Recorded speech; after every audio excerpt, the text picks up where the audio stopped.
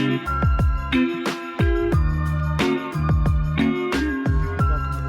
podcast. I'm your host, Dave Schell, and today I have the pleasure of being joined by Jen Cates. Jen is a strength coach, focusing on strength for cycling and masters athletes, and also the founder of the Shed Strong program and the host of the Make Shift Happen podcast. Jen, thanks for being here.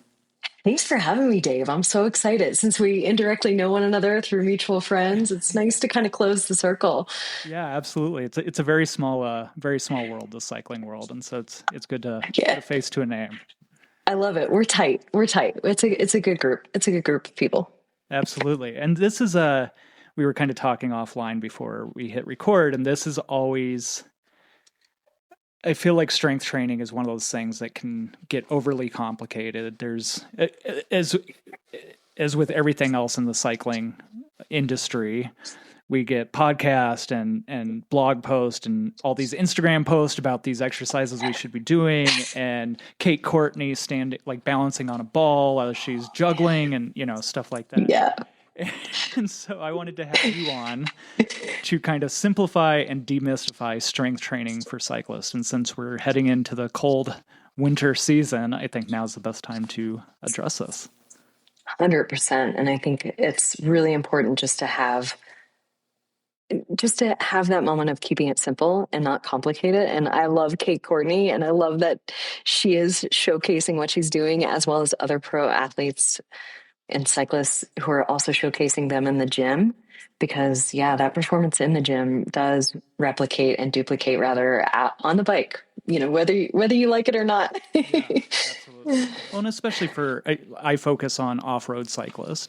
And like road cyclists, it's still important, but maybe not as important. But like when you're on a mountain bike or a gravel bike and you're off-road and lots of bumps and jumps and, all over the place, it matters.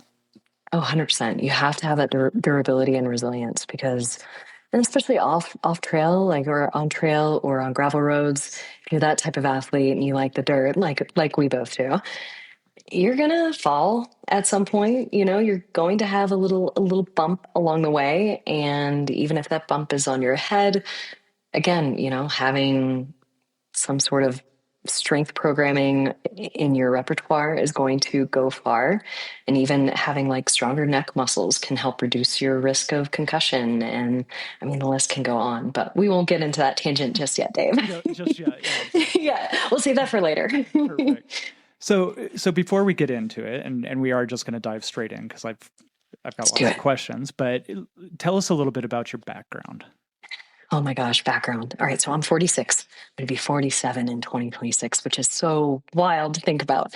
But I'm 46, and I actually started lifting weights when I was about 8 years old, which I know sounds like obscenely early, young. Friends of mine joke with me that that's why I'm short, because I started strength training at a young age. But I assure you that's not the only reason I'm short. But no, I had an uncle who owned a powerlifting gym in Georgia, and then another uncle who was a bodybuilder. So I grew up just around muscular humans, and, it's a fairly large German lineage on that side of the family. So these were kind of large individuals, large men. But they taught me kind of the basics. And my uncle that owned the powerlifting gym, he still lifts to this day. And I think he's approaching 80, if I'm not mistaken. Awesome. Yeah, he still benches 225 pounds. It's wild to me. And of course he does less, he used to lift more, but now it's just longevity for him, and it's just health for him. And it's really wild, because he bought me that first set of dumbbells, and then quickly at 8, 12 years old, I remember reading magazines and reading as much as I could about routines that I could do. Because at the time, actually, when I was younger, I played tennis. So I did ride my bike then, but I actually played tennis. So tennis was my biggest sport at the time. And I have a little bit of a janky shoulder from tennis.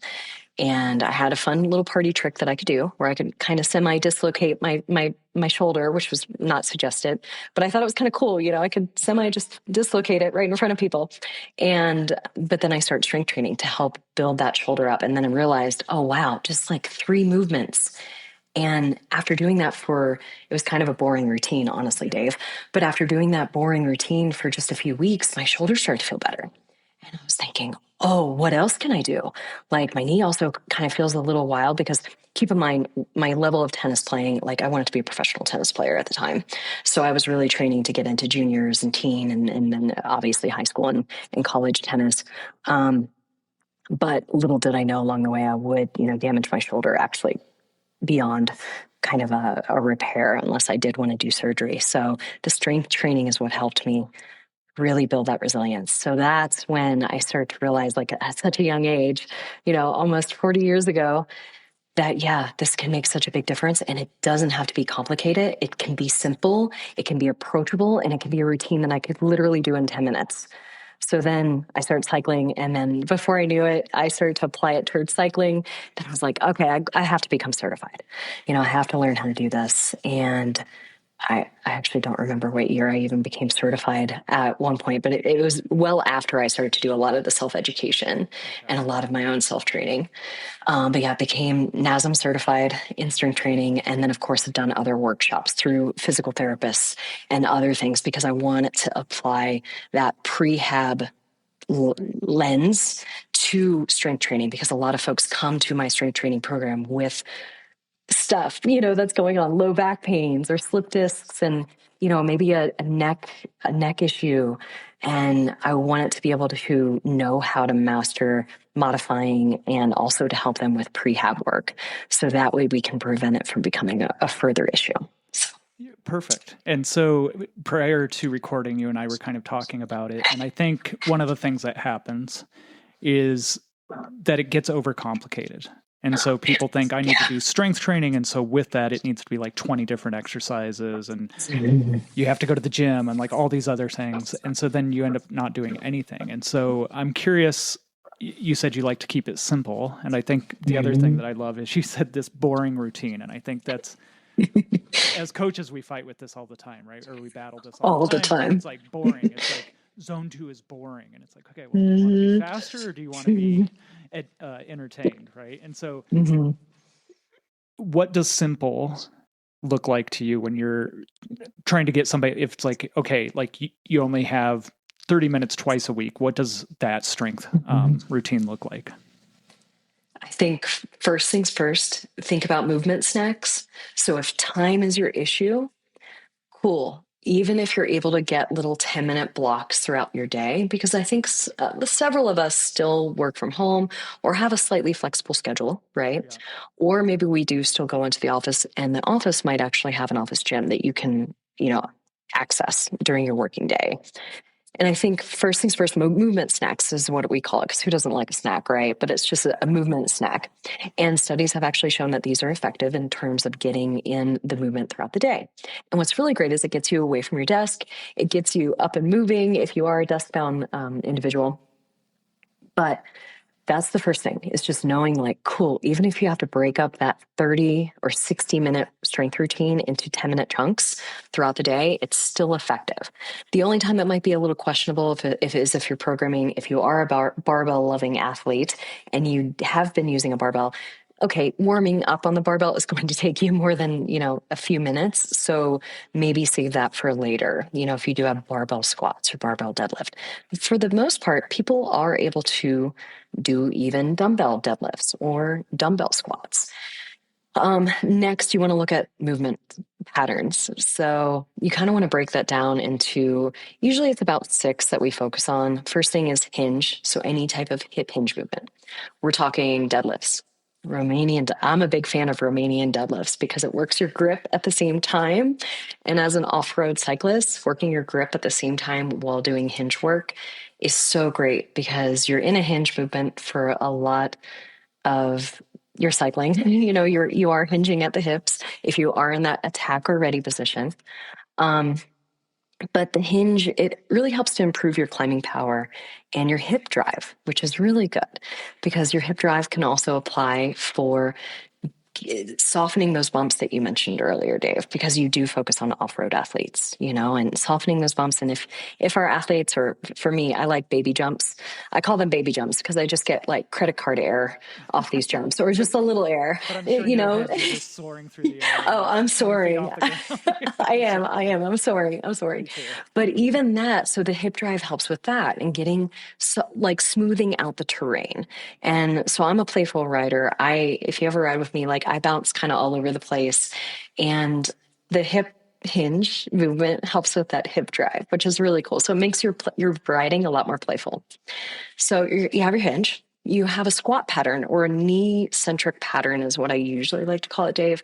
We're talking like front squats, back squats, goblet squats, where you're holding a weight at your chest.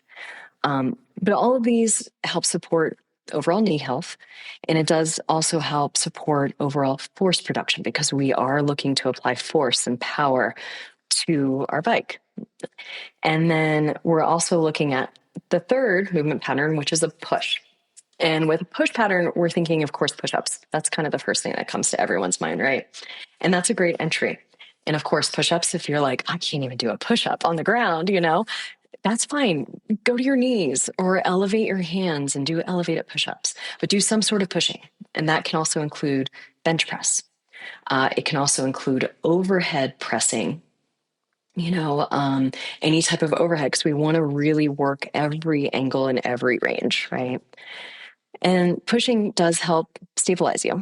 All right. It strengthens your chest muscles. It also strengthens your shoulder muscles, and it helps alleviate any tension off of your neck, which is really important because, again, neck can sometimes get worked during, especially off-road biking. And then the next movement pattern is pulling. So we're thinking about rows, pull-ups. I'm down with rows all day, baby, all day. Rows are fantastic, and there's like a million different variations of rows. Single arm, you can do, oh my gosh, overhand, underhand. You can do pen lay rows with the barbell where it's a dead stop. Like I can go on and on, but YouTube videos aplenty to share. And the cool thing with pulling is it helps to offset your pushing strength, which is really important, and it helps to improve your posture, of course. It helps prevent the neck strain again. And then it also helps prevent, cyclist back, is what I usually call it. And cyclist back, where you have that low back pain, or you're just feeling really worked, especially if you're training for events, long distance, like Leadville, Silver Rush. You're looking at these terrains that are varied and steep. And then, of course, you're on the bike for several hours. So you can develop some aches and pains. And then, of course, core. Any type of bracing. This does also include rotational work too, because we do rotate on the bike. So you also want to look at anti-rotation, things that are preventing that you're kind of fighting rotation. So things like pull-off presses, planks, heavy carries, kettlebell carries. I am all about, if you're on a race course that involves you pushing a bike, hopefully you have access to a sled and you can just practice pushing a sled or pulling on a sled, because that actually helps, really increase your resilience for hike bikes. Yeah. But then also it enhances your stability. Gosh, it reduces any type of waste of energy on the bike. And then last, certainly not least, single leg and single arm versions of these movements, because that's really going to help enhance that overall pattern. So we're talking single leg deadlifts, single leg lunges, everyone's favorite Bulgarian split squats, or rear foot elevated split squats. So that hopefully gives folks a nice little idea of what to kind of grab and go from in terms of those 6 movement patterns, basic overview. Yeah. And so just 2 things on that. One is I just want you, maybe you could clarify this, because it makes me crazy when I still hear core and people are like, like just abs, sit-ups for days. Sounds to your butt. Yeah. Right. So when we're talking about core, what does core kind of incorporate? It incorporates so much more than you think. So for me, and I'm sure for you, also being like a movement nerd, right? Core includes your pelvic sling, all right? Generally speaking. So it includes your glutes, glute gains. It includes any type of pelvic floor muscles. Men, you also have pelvic floor muscles. I know that ladies have kind of stolen the limelight for that, but men, you also have it too. And they're very important, in terms of like fatigue and things like that. And then, of course, your abdominals, sure, your obliques, everything that's kind of on the front sling here, on up to like your diaphragm area. But for me, it does include that hip area, hip flexors, even, which I know sometimes hip flexors are really associated with like quad strength and leg strength. And they are, but because they do attach to your hips, I personally really love to include them in encapsulating like hip or core musculature. So yeah, sometimes people are really excited when they're like, oh, glutes are included in core. I'm like, yeah, glutes are such a great driver for on the bike, strength. I notice a huge difference. Well, and what I think about, and correct me if I'm wrong, like I Yeah, think no. about core, and it's like really about like as you're walking around, as you're standing on the bike, as you're pedaling, it's those Mhm. stabilized, like everything that Oh, keeps yeah. your trunk like Yeah, kind of anchored as you're 100%. doing all this other shit, right? So, Oh, yeah. Well, especially for your off road athletes, right?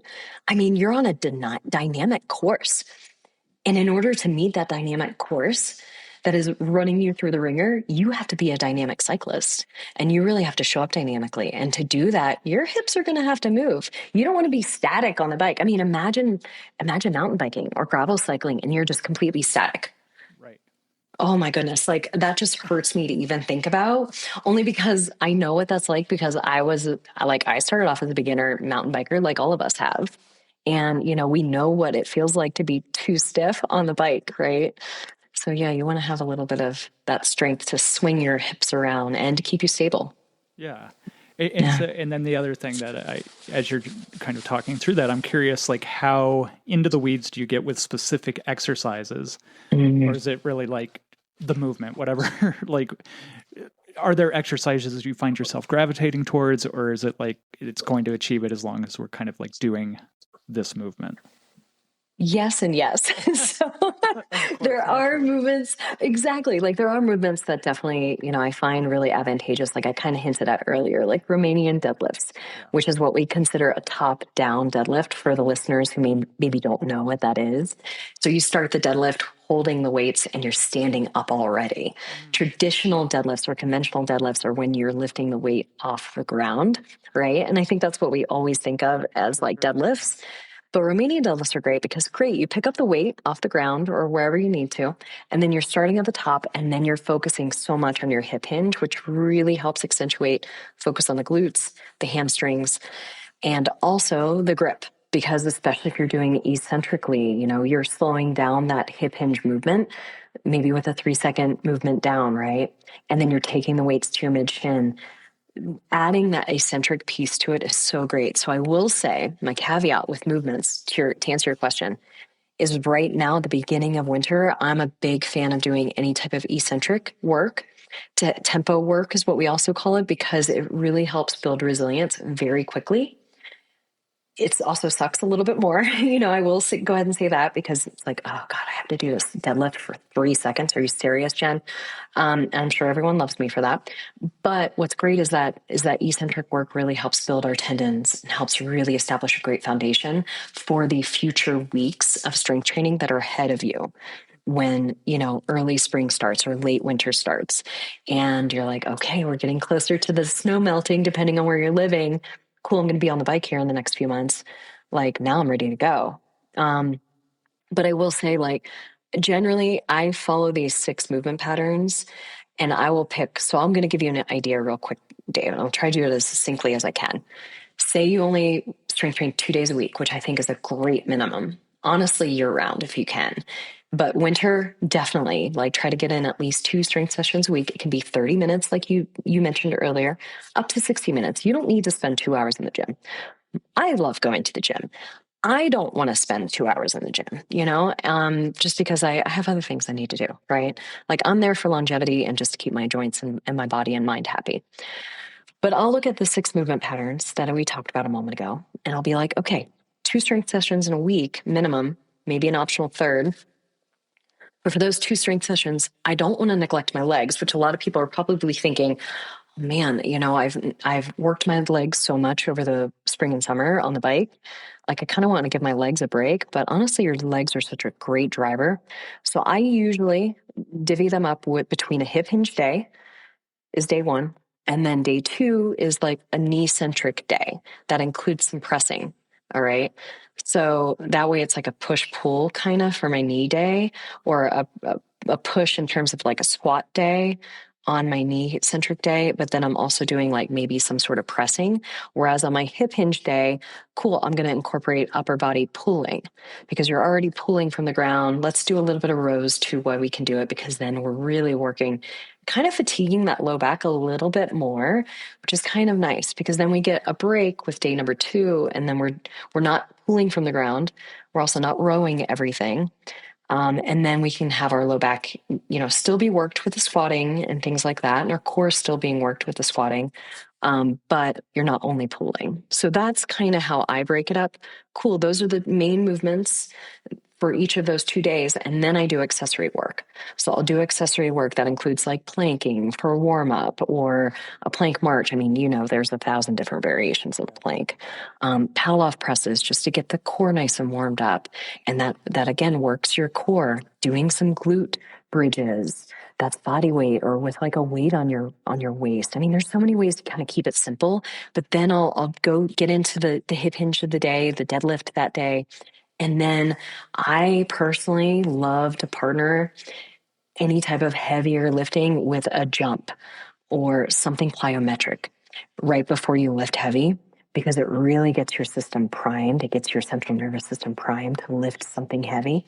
Don't do 20 box jumps. Just do like a few, we're talking like anywhere between 3 and 10, depending on your fatigue level and how powerful you want to get. Do that, wait a few seconds, then do your heavy lift, and then give yourself a rest. All right. You don't have to make your strength training HIIT workout, for the love of goodness. Make your strength workout a strength workout. And then, consider, okay, cool. I'm going to have like a minute to 2 minute break, get into my next set, do about 3 to 4 working sets. So build up, warm up, do 3 to 4 at your working weight. And we'll talk about rep scheme and stuff like that later, I'm sure. And then accessory work. Okay. Because I'm hinging today, do I want to do maybe a little bit of goblet squats or like a little bit of like single leg step ups just to work a little bit of my knee centric pattern? And then on my knee centric pattern, maybe I'll do single leg deadlifts with a kettlebell or dumbbell, which is a much lighter deadlift variation, but you're getting some hip hinge movement too. So you're doing a couple of really good full body sessions in a week, and you're going to see that compounded. Okay. So, as you just mentioned, like part of what jumps into my head, and we were talking about this before we started recording, I was ACE certified back in like 2003 or something. And like at that time, it was all like, okay, well, if you're looking for hypertrophy or power or, and it's like 8 to 12, 12 to 16, and then Oh my gosh, 4 yeah, to the 8, rep right? scheme. Yeah. So Oh, the rep scheme. Yeah. and that also plays into, and this is something I struggle with my athletes, is if somebody doesn't have time to get to the gym, then they're probably not going to have access to a barbell with 300 pounds. And, Exactly. so what are you thinking about as you're working with an athlete, and let's say all they have is their home gym? And so what kind of rep ranges are you working with, and how do you address that? Yeah, no, that's a really good question, because I think that's probably the number one concern for a lot of coaches and athletes who are out there. So thanks for asking that, Dave. Biggest thing is like, okay, you're not able to do a 5 by 5, or, and what I mean by that is 5 sets of 5 reps, if the listeners aren't really sure, right? And, I know that some major magazines have been printing that information a lot for runners and cyclists recently, and I commend them for that. But to your point, not everyone has access to a barbell. So look at what you have access to. If it's a limited selection of weights for dumbbells or kettlebells at home, that's okay. Think about, okay, if I have lighter weights to work with, then do I also have the option to maybe add a band to those weights and kind of loop them through the weights and loop them under my feet if I'm going to deadlift these weights, for example, and hold on to the ends of the band? And you're basically adding a little bit of quote unquote weight to the dumbbells or kettlebells that you have at home. That works. So that's one way to kind of quote unquote increase the weight or resistance. But I also don't want someone who's just has like 10-pound dumbbells to be like, oh, okay, cool. I need to maybe do 20 reps of deadlifts, because then we're kind of like, we're maybe risking endurance and fatigue. So if they're already crushing their intervals with you, Dave, for example, or they're already crushing their endurance, sessions in their training, that's amazing. Then the last thing I want to do is have them do high rep for their strength training. So I think, first of all, folks need to give themselves permission to be like, hey, it's okay for me to only do 3 to 5 sets of 3 to maybe 12 or 15 reps tops. And we're talking with the main strength workout of the day. If it's the hip hinge, if it's a deadlift, or if it's the squat, you don't need to be doing 20 reps of those. You just don't. If it's the main lift of that day and you're going quote unquote the heaviest you can at home, given the weight situation that you have, aim for 3 to 10 reps tops, and like make it intentional, slow it down a little bit. Everyone's rushing through their reps. Everyone wants to CrossFit style their workouts. And I've been doing CrossFit on and off for years. And I coach at a local gym just because I love the community so much. It's my one day a week. I can't quit. Been doing it for over 10 years. But it's such a great community. And even though I don't necessarily actively CrossFit, do like one WOD a week just for fun and community, I think it's a good training, it's a great training opportunity for endurance athletes, but not everyone needs to do it, if that makes sense. But I think a lot of folks think that they need to do it faster in order for the workout to actually be effective. And what I find is actually if they were to slow down their movements a lot more and become more intentional, you could do a lot. So at home, if you only have those 10-pound weights or maybe 20-pound weights, great. Slow it down, do 5 to 10, deadlifts, do 5 to 10 goblet squats and start there. And again, do 3 to 5 sets and you're golden. But the idea here, can I go ahead and talk about maybe some rate of perceived exertion and like absolutely. reps in reserve? Okay. Give me a couple minutes. I'm going to try to make this succinct. Basically, it's hard because everyone has such a different home setup, right? And oh, Dave, as a health coach, like I never want to have someone feel like their setup at home is not worthy or like they just can't do it. Because then to your point, what you said a few minutes ago, then they're just not going to do anything. Right. And that like breaks my coach's heart, like immensely breaks my coach's heart. But if you do have access to some weights, try to pick like a moderate to what's heavy to you load. So rate of perceived exertion, that scale of 1 to 10, that I'm sure a lot of folks who are listening know about. You're going to think about trying to aim for a 7 to 9. All right. If you can. Not every workout needs to be 9 RPE. I'm going to go ahead and say that. That's the caveat. Yeah. No. Gonna be like, okay, 9.5. Yes, 9. I'm going to do 10. I'm going to do everything to failure, Dave. And I want folks to avoid doing that because that can, again, impact your work on the bike. And then you're not feeling great and you're feeling like hell and you're wondering why. So you don't have to give like an A+ effort every time, right?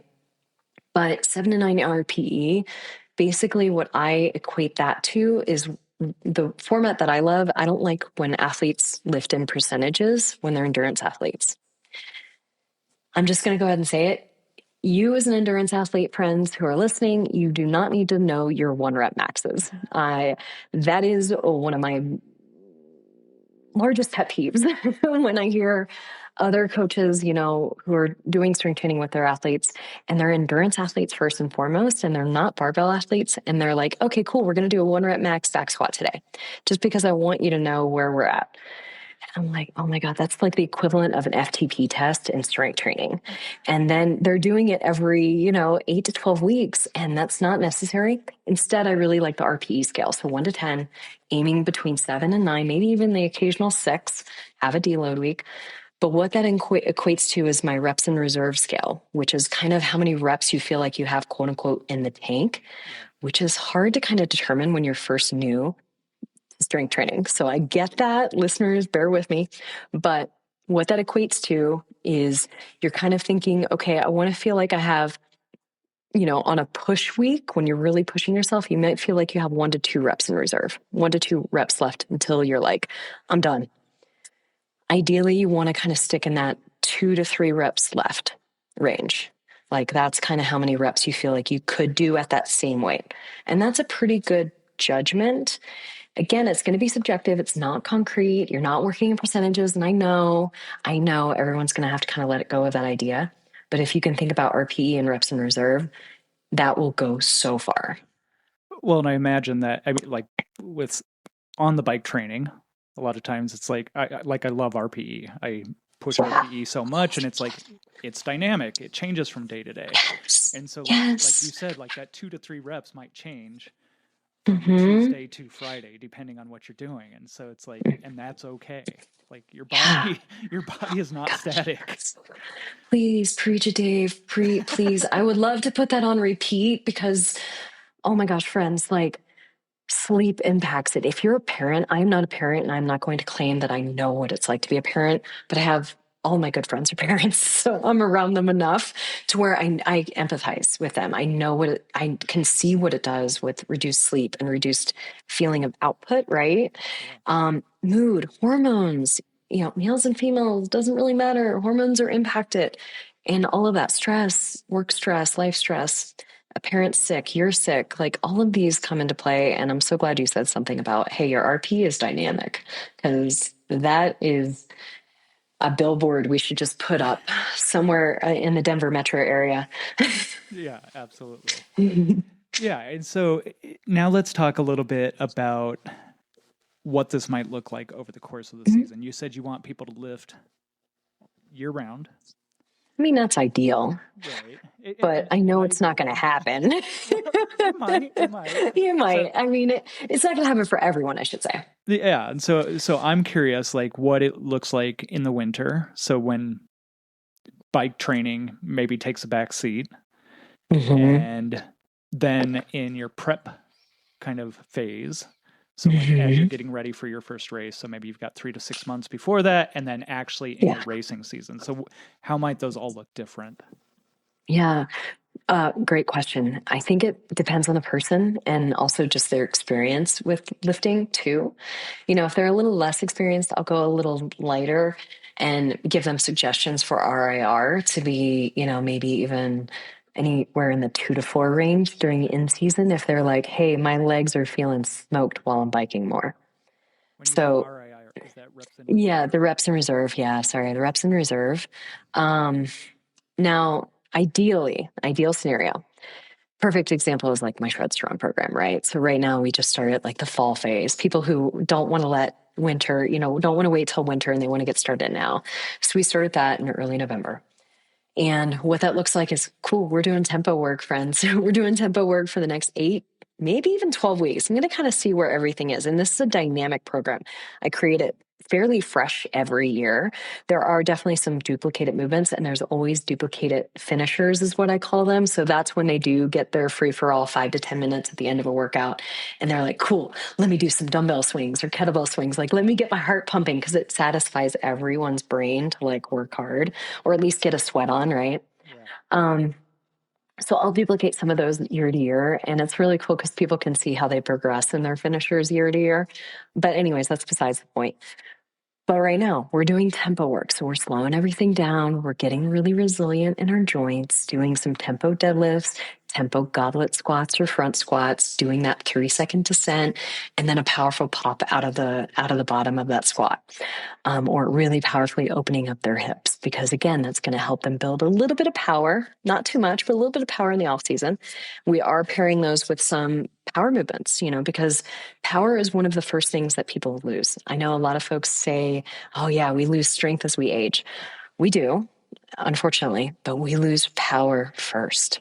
And power is so quickly lost. The great thing is you can get power pretty quickly back, which is fantastic. And it's just nothing crazy. I'm not asking people to do like 30 box jumps. What were we going to ask, Dave? Sorry. Yeah, just to pause real quick. When we talk about the difference between like strength and power is rate of work. So how quickly you do something, right? And so what does Yeah. that look like in strength training as people are losing that? Plyometrics are kind of the easiest go-to. I'm a big fan of marrying plyometrics with the strength. So, like, kind of what I hinted at earlier, like doing just a few box jumps or some sort of plyometric before you do a heavier lift, because it really primes the system, gets your power movements going right before you do a little bit of a heavier lift or a strength focused movement or exercise. Can be bounds. I'm really big on bounds, especially this time of year, because a lot of our, I don't know about you, but I'm sure a lot of your cyclists also snowboard or ski. And any type of bound movement helps with balance, helps make your joints a little bit more resilient because of the impact, because cycling's not an impact sport. Yeah, so Um, describe a bound real quick Bound. for. So think about hops when you're just kind of hopping in place, and you're just doing like a little baby hop. You're just moving, you're kicking off your ankle, like from your feet, and your ankles are really getting worked, which is fantastic for runners because running is such an ankle driven sport. Bounds are an amplification of that. So you're bounding like left to right. We're thinking like if Okay. someone who's listening knows about like skater jumps, kind of, but I'm real big on like doing something a little bit more athletic. So skater jump with like another bound forward or another bound backwards, because we are cyclists. We're in these static positions all the time on the bike, fairly static, obviously you're moving your hips like we talked about earlier, but the bounding is what's going to help you stay athletic, quote unquote, off the bike too. Does that make sense? Absolutely, like 1,000,000%. Yeah. Okay. Something I've always been kind of worried about. I Yeah. work with a lot of masters athletes. Yeah. Achilles. And Oh, so it's like, 100%. so it's always this thing where it's Yeah. like, if I'm going to have somebody do something like that, I definitely want to work Mhm. up to it. And I don't want the first thing for them Oh to my do God, is like no. Please a no. box jump or something. You know what I Yeah. mean? Yeah. Yeah. So I'm just curious, like, Hmm. if you have some, like, for people that are listening to this and they're like, awesome, I'm going to get out and go do Yeah. this Let right me now. let me go do these bounds. Yeah. Like, how do you Pogo work out to hops. that? Okay. Oh yeah, pogo hops. Just doing those little hops in place, pogo hops, and you don't have to really worry about your Achilles with those. But yeah, you're just doing those little hops in place, and you look like a bunny. You do. You look like kind of like a bunny. It looks a little silly. I'm gonna go ahead and just be honest. But it helps at least get that movement. The other opposite end of the spectrum that's usually neglected is your ability to absorb the Yes. power. Okay. And this is kind of the first thing that's missed. So I will go ahead and start this season with like doing a little bit of absorption. So what that looks like is you maybe getting on top of just a step in your home, like just a stair, and you're going to stand there, and it's the step that's closest to the ground, just for clarity, people who are 10 listening. steps. Got it. Yeah, 10 yeah, not steps the up. top step. Yeah, not the 10 steps up. Just go to the bottom step. Okay. You're going to stand on top of that bottom single step, and you're going to face the floor that's, beneath you. And then you're going to kind of just like tip your foot off, like tip off one foot off the edge of that stair and land in like what's called the athletic stance. Yeah. And that's where you land with both feet on firmly and flat on that ground, but then you're absorbing that weight by bending your knees, hinging at the hips, and then moving your arms down. Like you're like, oh, cool, I just caught myself. And it's the same kind of position when you maybe slip on some ice and you're like, oh crap, I'm skating. Oh no, disaster is going to happen. But then you thwart disaster by sticking both feet Yeah. and managing to like get in that stable position. So hopefully that helps listeners like imagine it, because they're not seeing me move around like a crazy person on screen right now. But the absorption of the power is really important first. So don't miss that. And then doing some pogo hops, doing some basic hops, and then building up to a box jump and building up to height on the box jump once you master the 4 inches, once you master the 6 inches. And we're not having people do these box jumps by bounding the box jumps, meaning they get up on the box and they come back down, get up on the box, and then they immediately like bound those jumps. Right. Please don't do that, especially if you do have like an Achilles issue or you're new to jumping. There's always an entry point with this stuff, right? Yeah. But yeah, great question. And thanks for bringing that up because that is always my concern too.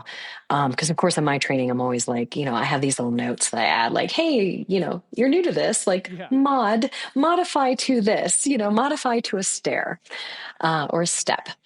But you always kind of want to meet the least effective dose, which is that kind of what do you need in order to like see a little bit of an improvement? And again, 3 to maybe 12 reps, 3 to 5 sets.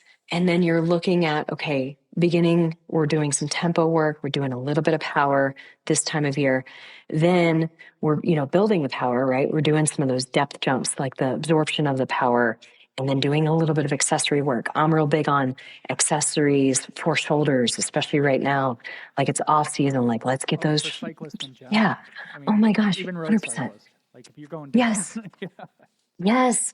Anyone's had a broken collarbone, we know what that's like. I mean, sometimes the stuff is not avoidable, right?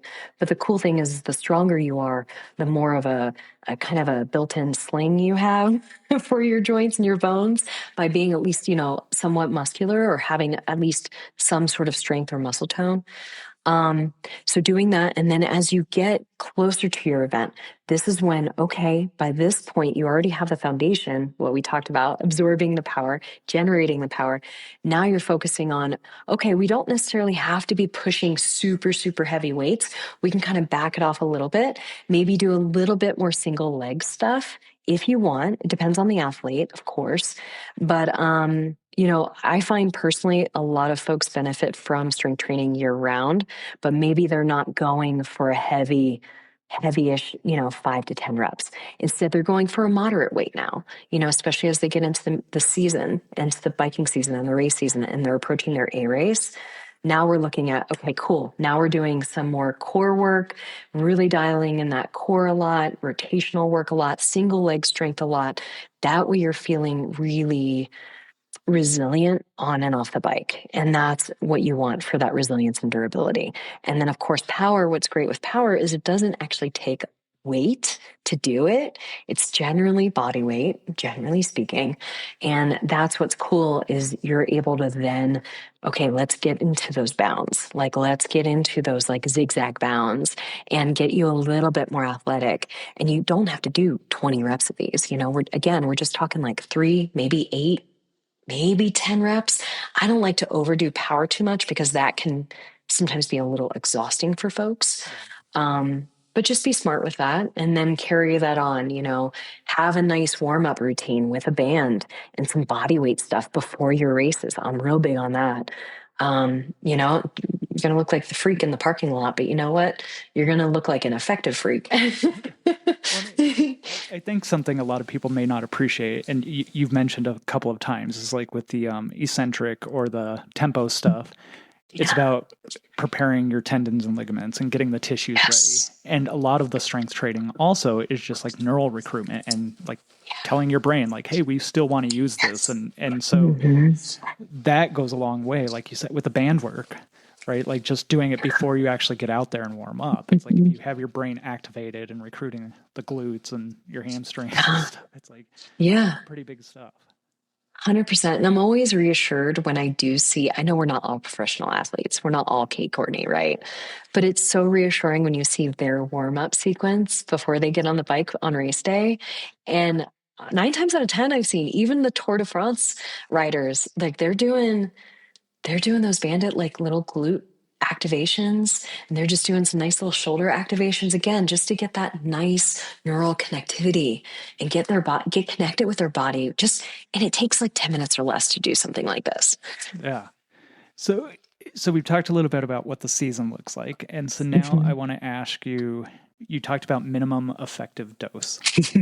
So, like, I love that, and I always like the Pareto principle is something I talk about all the time, where like 20 or 80% of your results come from 20% of your inputs. And again, this is one of those things where it's like, oh, I need to do these 20 exercises and I need to do it 3 times a week. And, and so I'm guessing it differs or varies based on who you're talking to. But in general, you've got somebody that hasn't been doing any strength training or been doing it sporadically.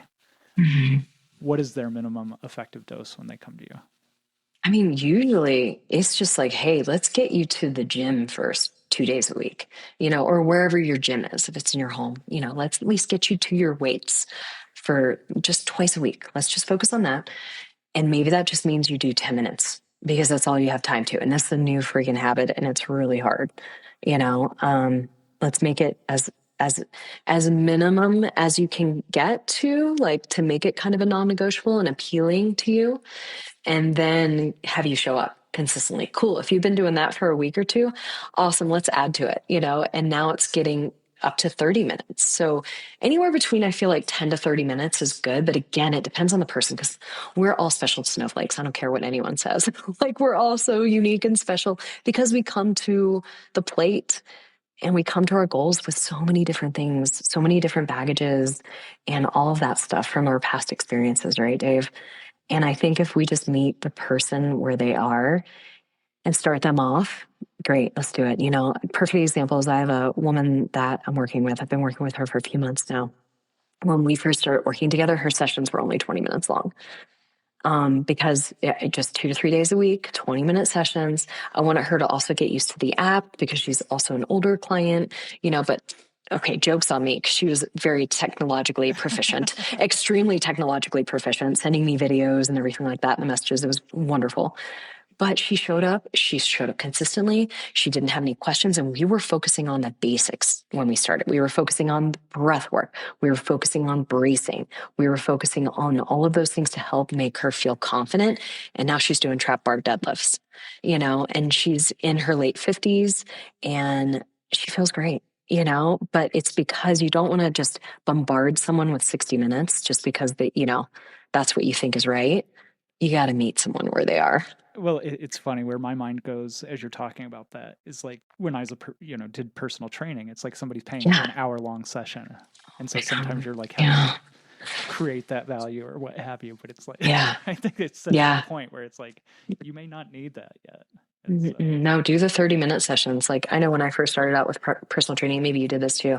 Like, for certain clients, especially when they were new to it, we would just do 30-minute sessions. So of course I would not charge them for the hour because, yeah. oh my gosh, ethically, like, that's just so wrong.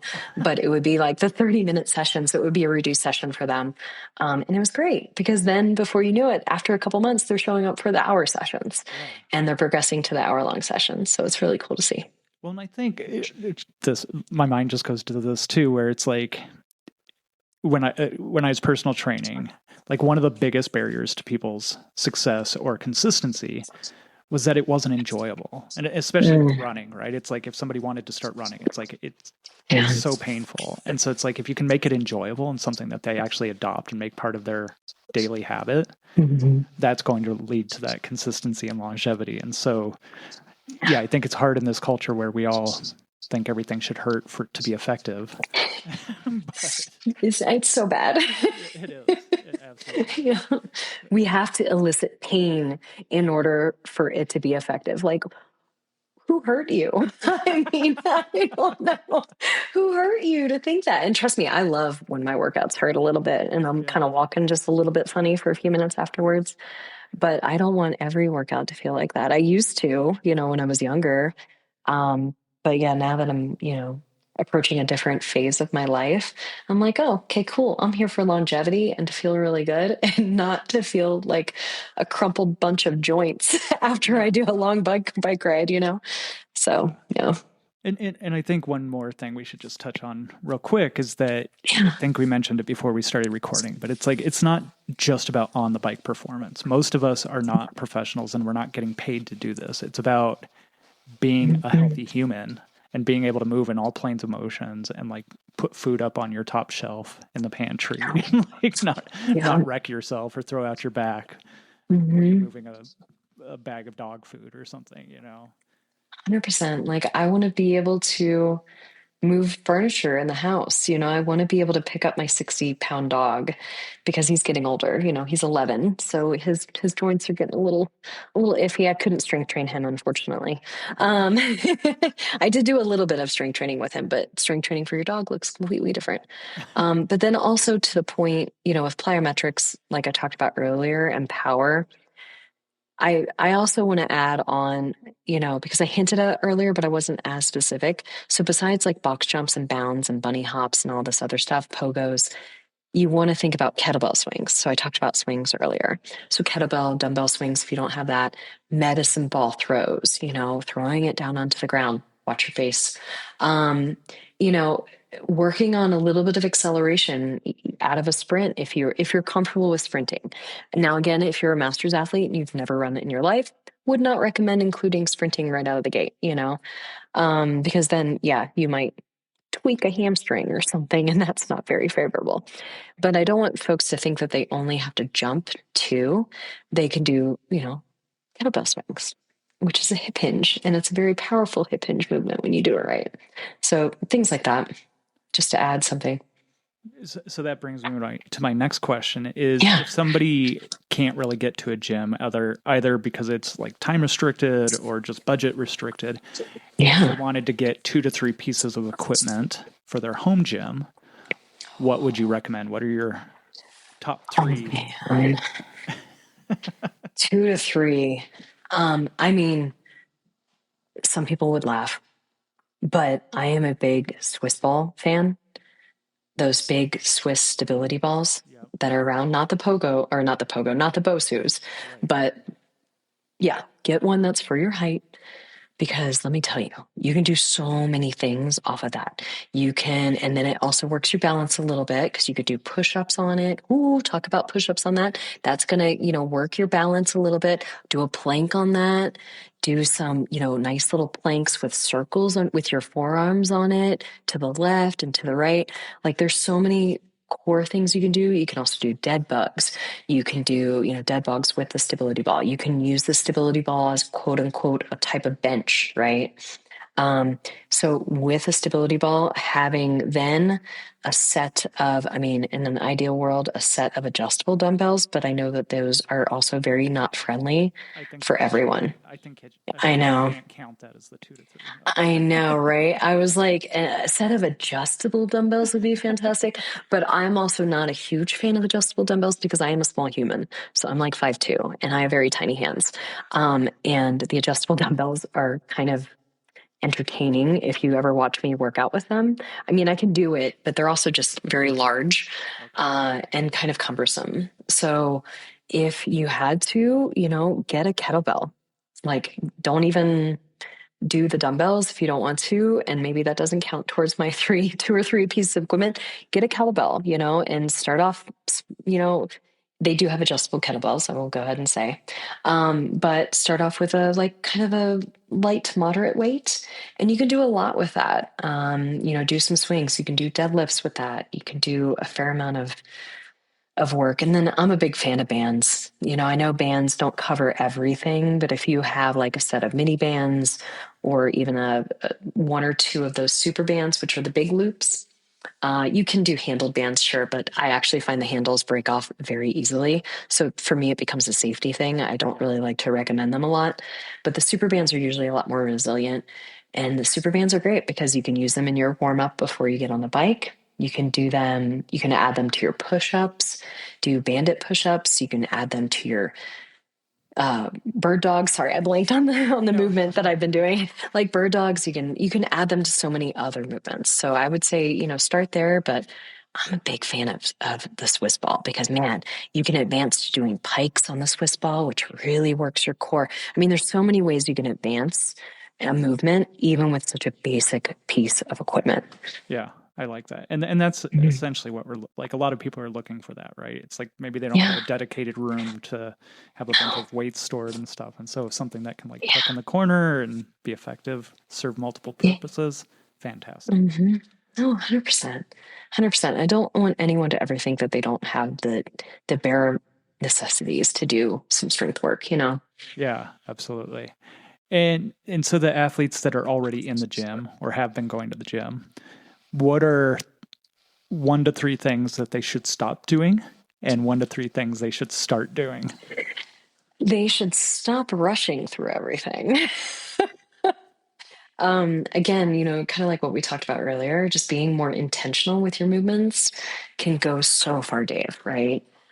Slowing it down a little bit. Don't be scared of trying tempo movements. Take a proper rest period, especially if you are experienced in the gym and you're doing your quote unquote heavy lift of the day and it's your heavy deadlifts or squats or whatever it is, push, pull. Great. Give yourself at least 60 seconds to rest between sets. Like, at least, even up to, if you're lifting heavier, the heavier you're lifting, the more rest you should be taking, up to 3 minutes. I have a power lifting and Olympic weightlifting background. So I lift a little bit heavier, especially for someone my size. I'm taking a proper rest, of at least 2 minutes between my heavy lifting sets.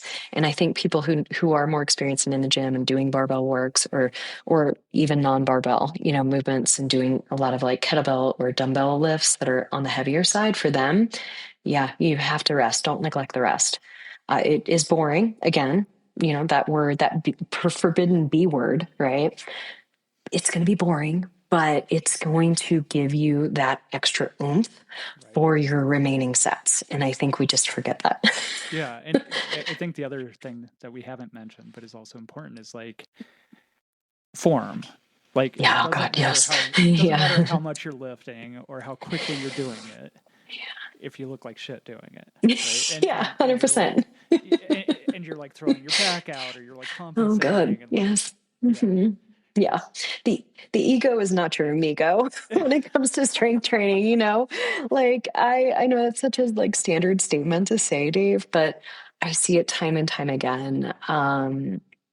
Yeah, especially in like the gym that I coach at, folks just they have a time in mind that they're going to finish this workout and they want to do it with it so much intensity. And then in the process there, I mean, the form is just breaking down. And then they're wondering why their low back is bothering them, or they're wondering why they have this shoulder thing that's not congenital, or I don't know, fill in the blank, right?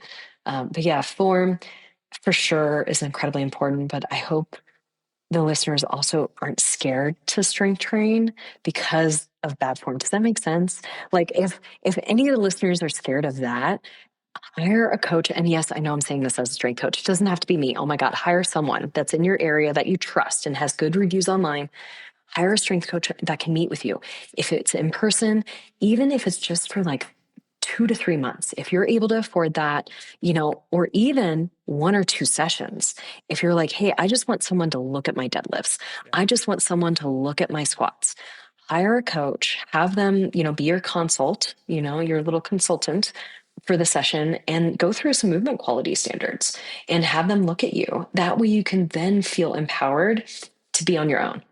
Yeah, that makes a lot of sense. And I've definitely encountered that with a few athletes too, where they're afraid to do it because they either think their form's horrible or if they've been told their form's horrible or something like that. Yeah. And especially for us, because we work a lot with masters athletes, right? And we're older bodies, kind of like older make and model of a car. It's going to have a little extra dings and, like a little extra possibly like historical injuries that we're still navigating mentally and physically, right? And I think sometimes that can take away from our empowerment in the gym. And I never want that for someone. Like I would rather someone feel really empowered and confident when they're squatting and when they're deadlifting. So yeah, get a little consult. Yeah, I don't know. For me with my online athletes, I have them send me a video. So I always, in every workout at the top in the instructions, I'm like, hey, send me a video, a minute long or less of you doing like, the last set of deadlifts or first set of deadlifts or whatever. And it's really cool because then I can give them feedback and I love it. But again, it just makes them feel more confident with that. So. Perfect. Well, that's an awesome segue into where can people find you? Oh, of course. Thanks for asking, Dave. So Shift Human Performance is my blood, sweat, and tears. It's my online training company that I do for nutrition as well as strength. So health and nutrition. I'm a certified health coach, been a health coach for years. But yeah, I'm looking at folks with their nutrition and their overall training, making sure they're not bonking on their rides and making sure they're also optimizing their health on and off the bike. And then also strength training. So they can go to shifthumanperformance.com If they're on Instagram, they can find me at Shift Human Performance. And if they want to nerd out or hear me nerd out on some biking topics, they can listen to Making Shift Happen, which is my podcast, and it's available on all the podcast apps. But yeah, that's how they can find me. Awesome. I'll be sure to include each of those links in the show notes. And then before we part ways, I'm just curious if there's any other tips or advice you have for athletes ready to get after it in the coming months. Yeah. Oh my goodness. Embrace it. So get really clear on what your goal is and use that as your why to keep you showing up, because motivation is just, it's an elusive little sucker, that motivation. And I think if you really get dialed into why you're doing the thing that you're doing for that end result, the process to get to that end result becomes so much better to show up to more regularly. I can't emphasize that enough. So whether that's in the gym, on the bike, or both, yeah, get clear on like why you want to do these things, and I think it'll help you with that motivation a little bit more when the days get darker and it's colder outside. I don't know if it could get much colder at the moment. I know, right? Don't say that, Dave. Well, awesome. Thank you very much for your time. I really enjoyed talking to you, and I'm sure everybody will get a lot out of this. Yeah, thanks, Dave. I appreciate you having me on. Bye.